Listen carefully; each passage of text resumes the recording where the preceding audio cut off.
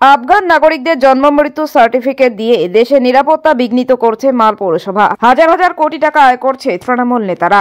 সিংহের সাথে কুকুরের লড়াই হয় না, ভিখিরিদের আশ্রয় ফুটপাতেই হয়। জলপাইগুড়ি এসে দার্জিলিং চায়ে চুমুক দিয়ে বাংলাদেশের মৌলবাদী নেতাদের করা বিভিন্ন মন্তব্য প্রসঙ্গে উত্তর দিতে গিয়ে এভাবেই প্রতিক্রিয়া দিলেন দিলীপ ঘোষ।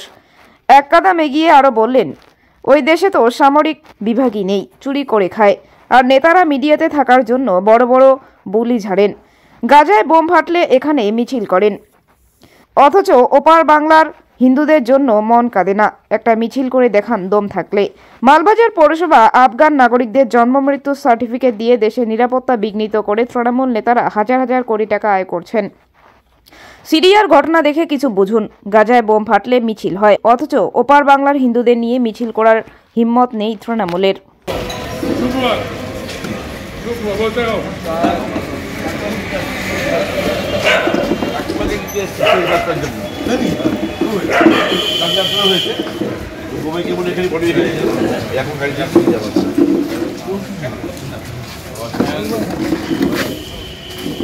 বসো, তুমি বসো এক পাশে।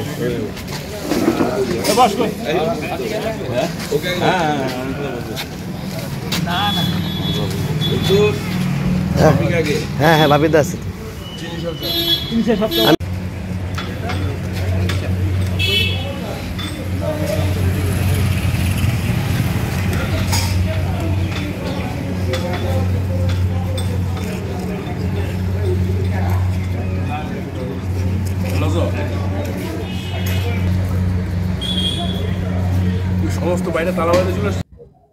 আমাদের যে সদস্যতা অভিযান চলছে দেশ জুড়ে, প্রায় শেষ পর্যায়ে। পশ্চিমবঙ্গকে আমরা সময়টা পিছিয়ে নিয়েছিলাম, সেই অভিযান উপলক্ষে আমি সারা পশ্চিমবাংলার সব জেলাতেই প্রায় যাচ্ছি, কর্মীদের সঙ্গে দেখা করছি, বাজারে হাটে গ্রামে গিয়ে সদস্যতা করছি।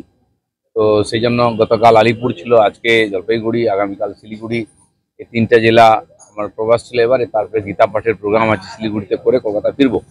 তো সেই অভিযানের জন্যই আজকে শিলিগুড়িতে জলপাইগুড়িতে পৌঁছেছি। বাংলাদেশ তো উত্তাল। গতকালকে বিএনপি স্থায়ী কমিটির সদস্য মেজর আহমেদ ওখানে ঢাকা প্রেস ক্লাবে টুইট করে বলেছে দেশের প্রত্যেকটা নাগরিককে সচেতন দেওয়া হবে এবং যুদ্ধের জন্য প্রস্তুত করা হবে। দেখুন, আদৌ কোনো সামরিক বিভাগ আছে বাংলাদেশের? কোনদিন বাংলাদেশ যুদ্ধ করেছে? চুরি করে ভারতবর্ষে ঢুকে খায়, চুরিকার জিনিস নিয়ে খেয়ে বেঁচে থাকে। তো তার ভিখারিরা অনেক বড় বড় কথা বলে, কিন্তু ফুটপাতেই শুতে হয় ওদেরকে। বাংলাদেশের অবস্থা খুবই খারাপ। আজ যদি আমরা বলি যে বন্ধ করে দেবো, জলটাও বন্ধ করে দেবো, বাংলাদেশ বাঁচবে কি? তো এইসব লোকের কিছু মাথা খারাপ লোক আছে, তারা ওখানে খালি মিডিয়ায় থাকার জন্য নেতা হয় না। আজ কোনো সরকারই নেই ওখানে। এমন একটা দেশ, প্রধানমন্ত্রীর বাড়িকে লুট করে নেয়, পার্লামেন্ট ভবনকে লুট করে নেয় যে দেশের লোক। কি দেখুন সিরিয়াতে কি হচ্ছে, একই ঘটনা। এরা এত অযোগ্য, অকম্মা, না নিজের পেট চালাতে পারে না দেশ চালাতে পারে। সেসব লোকের কথার কোনো গুরুত্ব নেই। ভারতের সাহায্য নিয়ে যে ইকোনমিক জোন তৈরি হয়েছিল, না, তাহলে এটাও বলুন যে ভারতের কোনো জিনিস আমরা নেবো না, খাবো না, কদিন বাঁচবে ওরা? ওষুধই পাবে না, অর্ধেক লোক মরে যাবে। একটা নার্সিংহোম মানে হসপিটাল নেই, চিকিৎসার জন্য কলকাতায় লাইন দিয়ে আসছে বাংলাদেশের লোকেরা। ভিসা বন্ধ করেছিল বলে দেশ কত হাহাকার পড়ে গেছে। তো এইসব লোকের কথা কোনো গুরুত্বই নেই। যারা বিদেশ থেকে টেরোরিজমের নামে টাকা নিয়ে এসে খেয়ে বেঁচে আছে, লোকের দয়ায় বেঁচে আছে, এইসব লোকের বড় কথা কি? খান সেনা ওই সময় কচুকাটা করে দিত যদি ভারতের সেনা না যেত। আমরা হাজার হাজার কোটি টাকা খরচা করে শত শত সেনার জীবন দিয়ে বাংলাদেশকে স্বাধীন করেছি। প্রথম বিশ্বযুদ্ধ, প্রথম স্বাধীনতা আন্দোলনে তখনও ভারতে ছিল বলে স্বাধীন হয়েছে। নাহলে আজকে আফ্রিকার দেশগুলোর মতো এরকম গোলাম থাকতো, শিক্ষা দীক্ষা থাকতো না।